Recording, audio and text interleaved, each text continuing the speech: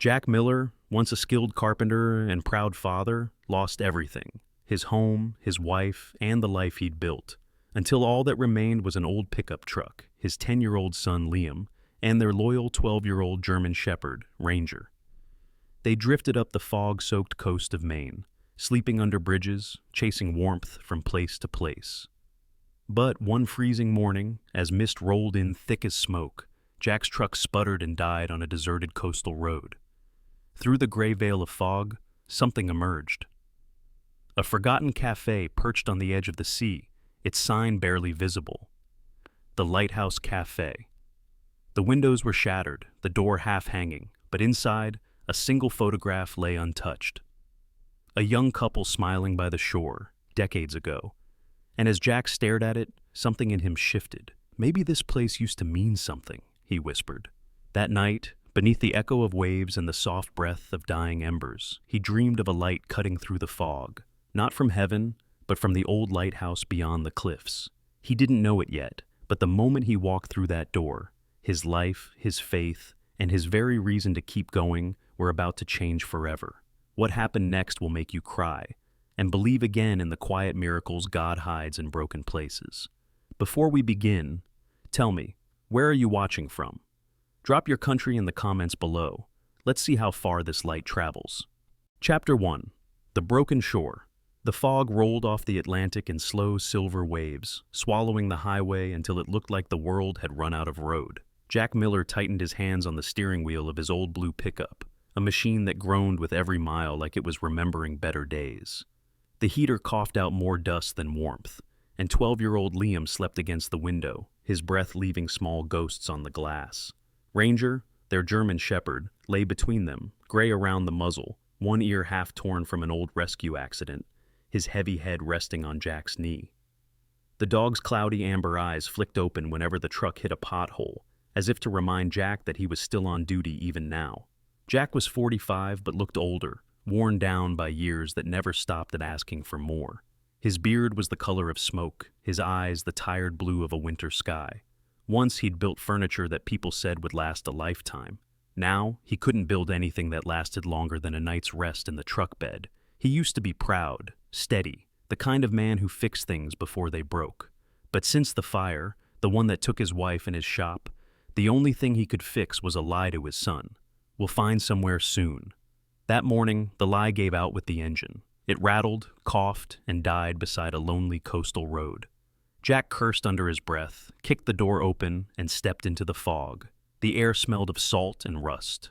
Waves crashed somewhere beyond the mist, unseen but constant, like a heart still beating after the body's gone.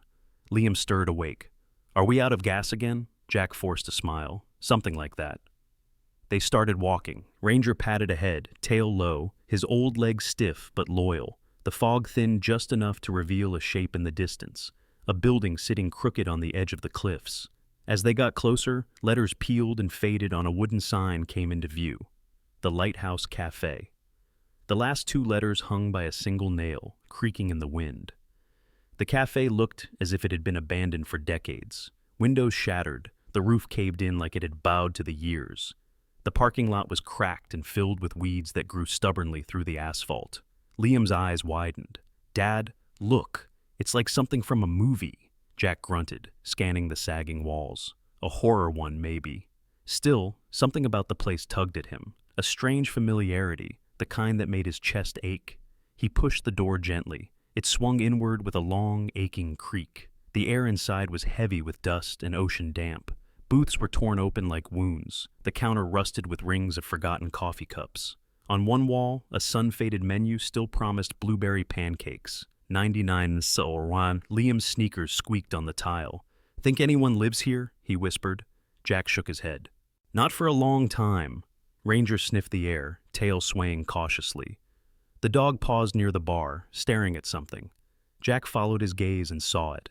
A photograph, still framed, still standing despite the ruin. It showed a young couple standing in front of the cafe, arms wrapped around each other, wind in their hair. The man wore a fisherman's jacket, the woman a white apron with sunny days embroidered in red thread. They looked impossibly happy. Jack felt something shift inside him, a quiet sadness mixed with envy. He imagined the laughter that once filled this room, the smell of bacon and saltwater coffee, and the clinking of mugs at dawn. He whispered, almost to himself, "This place was someone's dream once." Liam tilted his head. Maybe it still could be. Jack almost laughed, but there was no mockery in his son's voice, just the pure, stubborn faith of a child who hadn't yet learned how heavy the world could be. He wanted to tell Liam that dreams didn't survive fires or foreclosure notices, but the boy's eyes were glowing in the dim light, and Jack couldn't bring himself to extinguish that. "All right," he said softly, "let's rest a bit. It's dry, at least."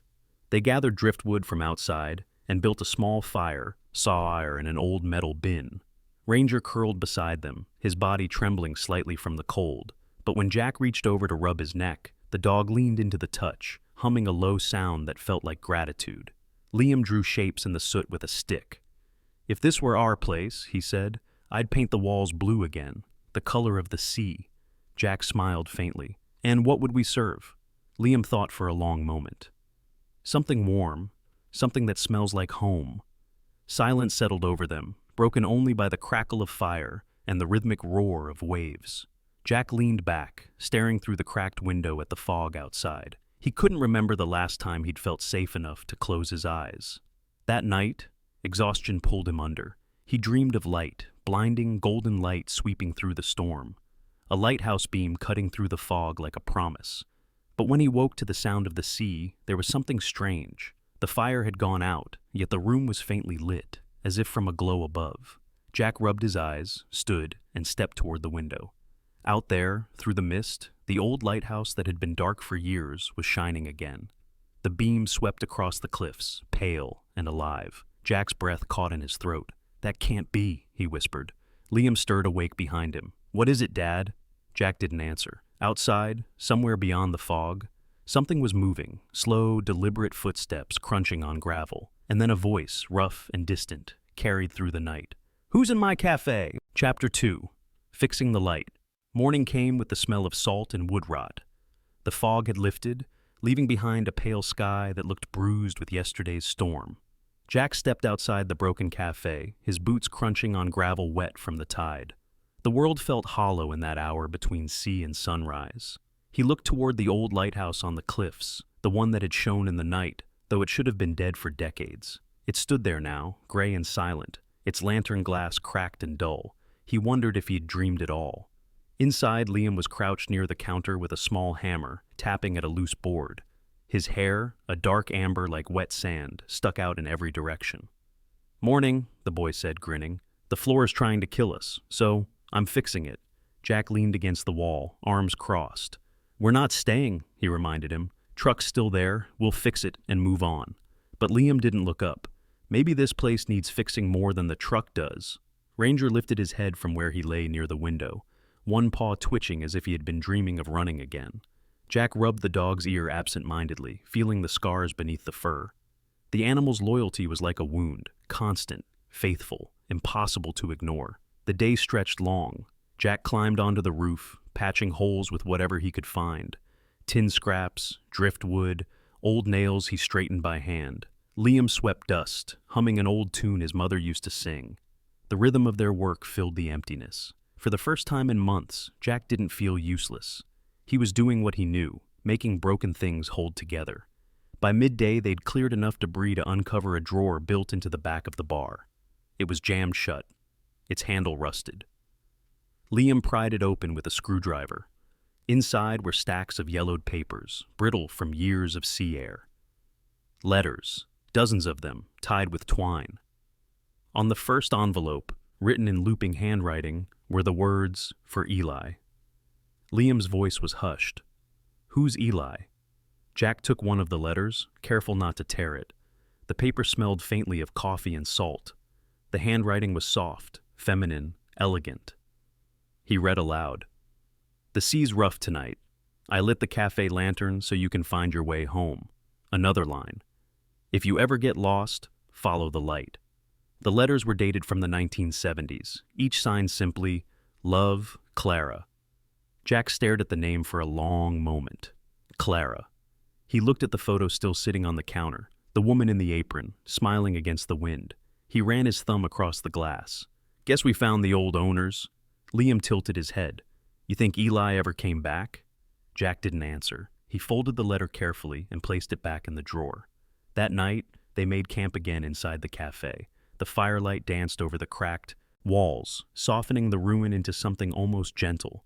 Liam was sketching by candlelight, a picture of the cafe the way he imagined it could be. Walls repainted, windows clear, people sitting at the counter. You really think we can bring it back? Jack asked quietly. Liam didn't hesitate. Mom always said broken things are just waiting to be useful again. Jack's throat tightened. He looked toward the window, where the lighthouse loomed black against the sea. Your mom believed in fixing everything, he said. Even people. Liam smiled without looking up. Maybe she passed that part on. Sometime after midnight, Ranger began to growl, a deep, low rumble. Jack stood quickly, scanning the doorway. The wind howled through the broken roof, but then came something else. Footsteps outside, slow, heavy. Jack reached for the rusted crowbar he'd used earlier. Stay behind me, he murmured. The door creaked open. A tall man stood silhouetted in the frame, the lantern from the cliffs glowing faintly behind him. He looked like he'd been carved from driftwood, broad shoulders stooped, gray beard tangled, skin tanned and furrowed like weathered oak. His eyes, sharp and sea-colored, held the weary calm of someone who had seen too many storms. Didn't mean to scare you, he said, his voice rough but not unkind. Saw your fire last night. The cafe hasn't been lit in 30 years. Jack lowered the crowbar but didn't drop it. You live up there? He nodded toward the lighthouse. The man nodded. Name's Eli Brooks. Jack froze, then glanced toward the drawer. This place belonged to you? The old man's gaze drifted across the room. He stepped inside slowly, touching the counter with calloused fingers, tracing the outlines of a life long gone. Belonged to her, he said finally. My Clara. His voice broke around the name.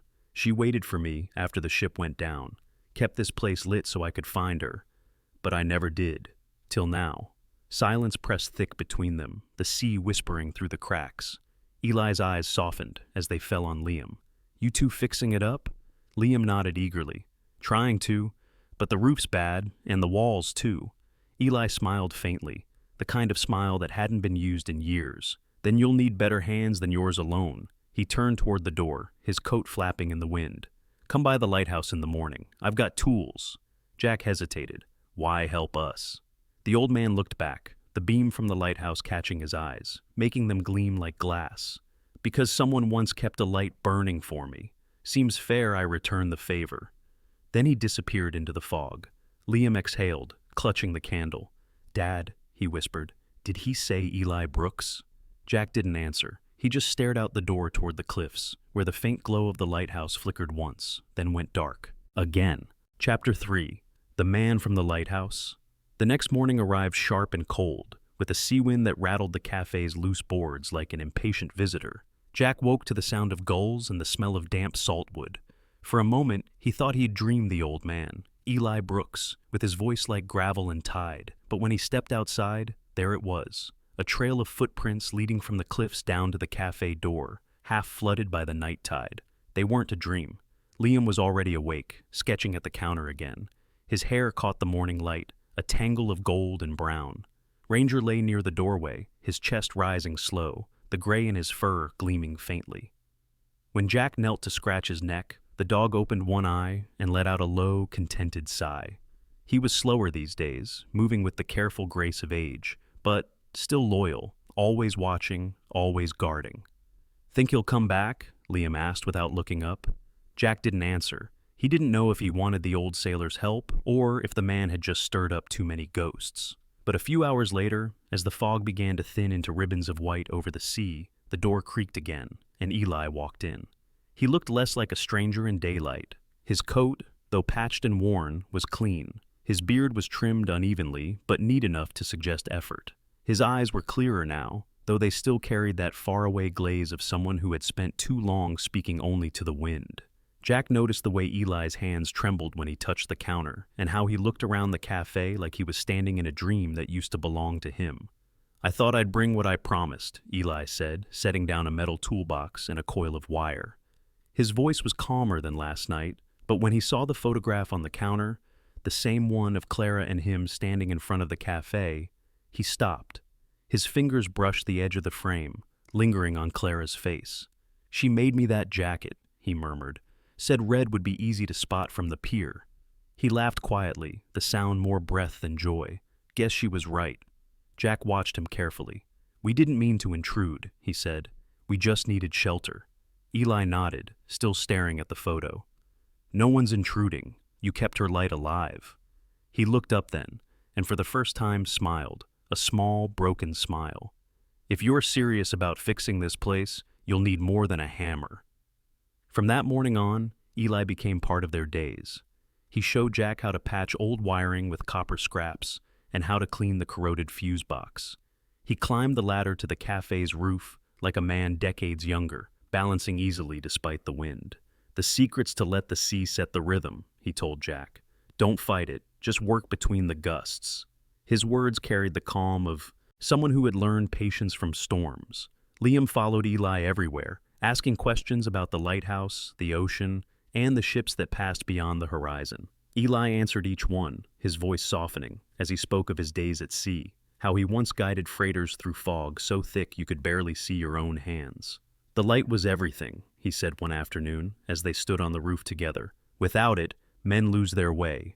I did, once." He didn't say more, but Jack saw the grief flicker in his eyes like a flame running out of oil.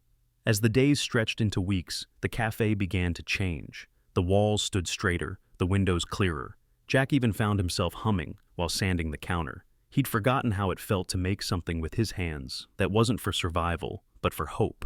And each evening, when the sun dropped into the water, Eli would light an oil lamp on the counter. "Every place worth saving," he'd say, "needs a light to come home to."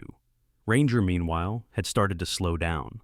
His walks to the beach grew shorter, his rest longer. Liam built him a small bed from driftwood near the front door so he could watch them work. The dog's once alert ears now drooped more often than not. But whenever the lamp was lit, his tail gave a faint thump against the floor, as if he approved. One night, Liam sat beside him, sketching by lamplight. He drew Ranger sitting before the cafe, the glow of the lighthouse behind him, waves curling like silver ribbons at his feet. "It's for the wall," he told Jack, "so we don't forget who kept guard first." Jack smiled, though his chest tightened at the sight of his old friend aging in silence. "He's earned that," he said quietly.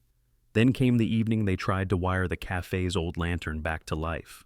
The sky turned violet with dusk, gulls crying overhead. Eli climbed the roof with Jack, their breath visible in the cold. The wiring sparked twice, then went dark. Eli muttered something about corroded copper, but Jack caught a hint of excitement in his voice. "She wants to live again," the old man said. They tried again, adjusting the connection. This time the bulb flickered, a weak pulse, then another. The light stuttered like a heartbeat before holding steady, casting gold across the sea. Liam cheered from below, throwing his arms into the air. Ranger barked once, the sound hoarse but proud. The glow reached out through the fog, striking the waves and painting them in amber fire. Jack stared at it, his eyes wet with salt and memory. "We did it," he whispered. Eli rested a hand on his shoulder. "No, son," he said gently. "She did. The place just needed someone to believe again." That night, as they sat by the fire, Eli told them he had once promised Clara he'd keep her cafe shining, even after she was gone. "But the sea took that promise from me," he said, looking into the flames. "Until now." He looked at Jack, then at Liam. "Maybe it's your turn to keep it." The old man stood, his shadow long against the wall. "Tomorrow, I'll show you how to fix the generator," he said. "But tonight, let's let her light breathe." Outside, the repaired lantern burned through the mist, a single beam sweeping the dark water. Inside, Ranger sighed in his sleep. And for the first time in years, Jack felt the room was full, not of ghosts, but of company. Chapter 4. When the storm came, the day began like any other. Gray skies, the taste of salt on the wind, the ocean humming low beyond the cliffs. Jack stood outside the Lighthouse Café, watching gulls circle over the water. The repairs were nearly done. Fresh paint dried on the shutters, the roof was half mended, and the new sign Liam had painted leaned against the wall. "Open soon." There was even laughter that morning, real laughter, when Eli spilled his coffee and blamed the damned slippery sea air. For the first time in years, Jack believed they might stay. But the sea, like memory, had moods of its own. By noon, the horizon darkened. A bruise-colored wall of clouds rose from the east, swallowing the sun. The wind sharpened, cutting through their coats. Eli, standing near the cliff's edge, stared toward the storm with a sailor's knowing eyes. "That's no ordinary squall," he muttered. His weathered face, all creases and angles, seemed carved by the same wind that now howled against them. Jack followed his gaze, waves already cresting white, slamming the rocks with the force of fists. Inside, Liam was trying to comfort Ranger, who trembled though his fur was thick. The dog was old and stiff now, his eyes cloudy but still alert. "It's okay, buddy," the boy whispered, stroking his back. The cafe's windows rattled, the roof groaned. Eli moved quickly for a man his age, securing boards over the glass. Jack joined him, nailing planks with trembling hands. "You've seen storms like this before?" he shouted over the wind. Eli gave a grim smile. "Son, I've been a storm like this before." By dusk, the tempest struck full force. Rain came sideways, sharp as gravel. The ocean surged high enough to spray the windows. Lightning split the sky, illuminating the cafe in blinding flashes. The roof screamed under the pressure, a board snapped loose, and water poured in through the gaps. Jack ran for a bucket, while Liam shouted from the back, "Dad, the door won't close." He turned just in time to see the back door burst open, the wind ripping it from its hinges. Liam stumbled, clutching the doorframe, Ranger barking wildly beside him. "Get inside!" Jack yelled. But before he could reach them, a window shattered, glass exploding inward like shrapnel. A sharp crack followed, and part of the staircase collapsed, trapping Liam and the dog behind fallen debris. "Liam!" Jack's voice broke. He pushed at the wreckage, but the beams were heavy, the rain turning everything slick. The cafe filled with the roar of the storm, the smell of salt and fear. Eli grabbed his arm. "You can't see in this. The wind will take you too." But Jack pulled free, eyes wide with terror. "He's my son!" Then, through the madness of the wind, a light cut across the night, the old lighthouse burning bright again. Jack froze. The beam swept over the cliffs, then over the cafe, illuminating the broken stairs and the path beyond. "He's using the light!" Eli shouted over the wind. "Follow it!" Jack pushed forward through the debris, guided by the shifting glow. He reached the back hallway, the water already ankle-deep. "Liam!" he called. A faint voice answered, "Here, Dad, Ranger's hurt." When Jack found them, Liam was crouched beside the dog, holding a piece of fabric against Ranger's side. Blood darkened the fur where a shard of glass had cut deep. The dog's breathing was labored, but his eyes were open, calm. He had thrown himself over Liam when the glass broke. Jack knelt beside him, his hands shaking. "Easy, boy, easy." Lightning flashed again, throwing their shadows on the wall. Jack lifted Ranger into his arms. He was heavy, his fur soaked, his heartbeat faint. They made it back just as the roof gave a final groan, and part of it collapsed behind them. Eli caught the door before it slammed, pulling them inside. For hours, they waited out the storm. The cafe moaned under the assault of wind and waves. Jack held Ranger close near the dying fire, whispering things he hadn't said aloud in years. "You've been with us through everything," he murmured. "You kept us alive." The dog's head rested in his lap, eyes half closed. Liam pressed his hand to the dog's paw, tears streaking his dirty face. "He's still warm," the boy said. Jack smiled faintly, but it was a broken kind of smile. "He knows he's home." Ranger stirred once more, gave a small sigh, and then was still. The light from the lighthouse flickered through the window, falling across his fur in a final wash of gold. Jack whispered, "You saved us, old friend," as the storm began to quiet. When morning came, the world looked washed clean, but broken. The cafe was half ruined, windows gone, roof torn open. Seagulls perched on the shattered sign as if to mourn. Eli stood outside, his coat soaked, his face lined with both grief and calm. "She's still standing," he said softly. "That's something." Jack knelt beside a small patch of pine overlooking the sea, digging into the wet earth with his hands. Together he and Liam buried Ranger there, wrapping him in one of Jack's old jackets. They placed a small piece of driftwood at the head of the mound, carving words with Eli's pocket knife, "The Faithful Light." The wind carried the scent of pine and salt as they stood there in silence. Liam wiped his eyes and whispered, "He'll still watch the door." Jack nodded, resting a hand on his shoulder. Eli looked toward the lighthouse, where the lantern still glowed faintly against the dawn. "You know," he said, voice low but sure, "every real light is tested by a storm. If it survives, it was meant to guide someone." Jack turned to him, eyes red but steady. And if it doesn't, Eli smiled, a slow, tired, knowing smile. Then it becomes part of the sea, still shining, just deeper down. Chapter 5. The grand reopening, spring crept into the coast of Maine like a soft apology. The sea, once violent and gray, now shimmered under a tender sun, and the cliffs that had groaned under the weight of storms were carpeted again with wild grass. The Lighthouse to Café, though battered and scarred, still stood, half rebuilt, half reborn. Jack Miller stood in front of it, hammer in hand, squinting against the morning light. His beard had grown thicker over the past months, streaked with gray that looked less like defeat and more like wisdom. The lines around his eyes were deeper now, but there was peace in them, a quiet, hard-earned peace. Beside him, Liam was painting the window frame sea blue, the same color his mother once used for their old porch. The boy was taller now, his shoulders broader, his hands surer with a brush. A small charm hung around his neck, a brass tag from Ranger's old collar. Sometimes he rubbed it when the sea wind blew hard, as if to remind himself the dog was still watching. Eli Brooks arrived later that morning, walking slowly with his cane, the sea breeze tugging at his white beard. He had grown thinner but straighter somehow, his eyes clearer. He carried a wooden crate under one arm. "You're late, old man," Jack teased. Eli grinned. "Old sailors don't rush. The tide always comes back, one way or another." From the crate, he pulled out an old brass lantern, the very one that had once hung in the lighthouse before automation replaced it. The glass was cracked, but the metal gleamed from his polishing. "She's earned her rest," he said softly.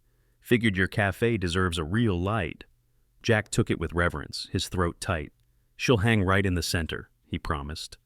By afternoon, a pickup truck rolled up the dirt road. It was Mary Thompson's, a sturdy woman in her late 50s, with a wiry frame, sun-darkened skin, and hair the color of cinnamon. She had a sharp laugh and the sort of eyes that could spot dishonesty a mile away but softened for anyone in need. Mary had run the general store in town for 30 years, the unofficial heart of the community. "Heard you two idiots are trying to serve coffee again," she said, stepping down from the truck. "Figured I'd better help before you poison half the county." The back of her truck was piled high, with paint, wooden chairs, old jars, and a few potted beach daisies. "You didn't have to," Jack began, but Mary waved a hand. "Oh, hush. Folks remember what you did during the storm. Word got around about that light. Guess we all needed a little proof that hope's still worth fixing." Behind her came others, fishermen in oil-stained coats, their faces burned by years of salt and sun. A retired schoolteacher with flour on her sleeves. Even a few teenagers carrying buckets of nails and brushes. The town had come back for them, the same way light returns to the sea after the fog. Days turned into weeks, as the cafe rose from ruin once more. Eli directed the wiring, while Jack replaced the roof beams. Liam painted the walls with murals of waves and gulls, and, in one corner, a life-sized portrait of Ranger sitting beneath the golden beam of a lighthouse. Above it, in careful handwriting, he painted "The Faithful Light." When Eli saw it, he stood in silence for a long time, then placed his hand over his heart. "He'd have liked that," he murmured. When the day of reopening came, a year to the day since the storm, the whole town gathered by the shore. The smell of fresh bread and roasted coffee drifted through the air. The sign above the door gleamed in the sun. The Lighthouse Café. Inside, Jack wore a clean apron and stood behind the counter, his hands steady as he poured the first cup of coffee for a weathered fisherman named Joe Wilkes, who had lost his boat years ago but still came to watch the sea. "Smells like the old days," Joe said with a grin. "Only better." Eli sat near the window in his usual seat, cane resting against the wall. He watched the reflection of the waves shimmer through the glass, his eyes bright. "Never thought I'd see this place alive again," he said to Mary, who sat opposite him, sipping tea. She chuckled. "You should know by now, Eli Brooks. Nothing that carries love ever stays buried." Her laughter mingled with the hum of conversation, the clink of cups, and the faint sound of gulls outside. Near the door, Liam stood adjusting the new brass lantern Eli had given them. Its light flickered warmly, steady even against the afternoon wind that crept in through the open door. Jack walked up beside him. "She's glowing brighter than I expected," the man said. Liam smiled. "Maybe because she's home again." As dusk settled, the cafe filled with the golden haze of sunset. Music played softly from an old radio. Children laughed near the counter, their fingers sticky with pie. A group of sailors told stories too loud for the small room, their joy filling every corner. Eli dozed lightly by the window, his lips curved into the faintest smile. When the last light of day touched the sea, Jack stepped outside. The air was cool, the sky painted in strokes of orange and indigo. From where he stood, he could see the cafe's light reflected on the waves, shimmering like a second sunrise. He thought of all the nights they had spent here in fear, all the mornings that had begun with loss, and how this one ended with warmth. A new wooden plaque hung above the door. Liam had carved it himself. It read, "For the lost and the found." Jack looked at his son, his voice low but sure. "We didn't just fix a cafe, did we?" Liam shook his head. "No, Dad. We fixed the light." Jack smiled faintly, watching the reflection ripple on the water. "And maybe," he said, "it fixed us too." Inside, the lantern burned steady, its glow reaching through the windows, across the cliffs, out to sea. Sometimes God doesn't send miracles wrapped in thunder or shining wings. Sometimes he sends them quietly, in the form of a broken man, a hopeful boy, and an old dog who never stopped guarding the door. He sends them through strangers who show up with paint and bread, through hands that lift what's fallen, through lights that keep burning even when the night howls. The story of the Lighthouse Café isn't just about rebuilding walls. It's about how grace works. When we believe again, even after losing everything, that belief becomes a prayer answered in motion. Every nail Jack hammered, every smile Liam shared, every spark from Eli's lantern, all of it was a whisper of divine mercy. Maybe that's the secret. God doesn't always calm the storm. Sometimes he teaches us how to build stronger shelters so that when the next wave comes, our light will still stand. So, if you ever feel lost, remember this: miracles are not rare. They are everyday moments when kindness wins, when we choose to love again, when we help rebuild someone's world instead of just passing by. Let your light shine today. Share this story if it touched your heart. Leave a comment about the miracle that changed your life. And if you believe that love and God still work quietly in the corners of this world, subscribe and stay with us as we keep telling stories of hope, faith, and second chances. May God bless you, guide your path, and keep your own light burning, no matter how fierce the storm.